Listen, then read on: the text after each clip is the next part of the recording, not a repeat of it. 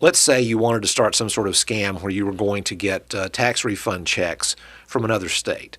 What you would do is you would either create a fictitious company and create a phony W-2 form for yourself.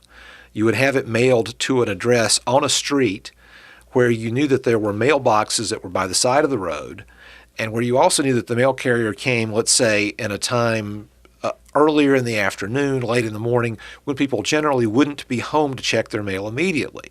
So what you would have to do is you'd have to really scope out the particular area pretty well. You would have to do a lot of legwork in advance to make sure this was the sort of street where you could do this. What you do is you use TurboTax or some other commercial, off-the-shelf tax return form. You fill in the company's name, an employer ID number. You have the company based in another state, and you say that you had a certain amount of money, let's say $4,000 of state tax withheld from your checks over the course of the year. You file a W-2. You ask for a refund of some amount, like $1,500, $1,700, and you say you've moved, and so you want it sent to your new address, and you have them send it to the new address.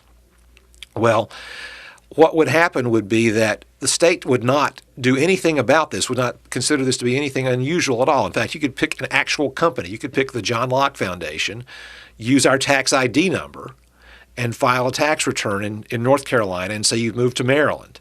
And they probably would process the return, and after the tax filing year was over, they would look at this and go back and they'd say, wait a minute, we don't really have a record of this person working at the John Locke Foundation. Or if the person created a fictitious company, they'd say, they'd look for the fictitious company, and the fictitious company wasn't there.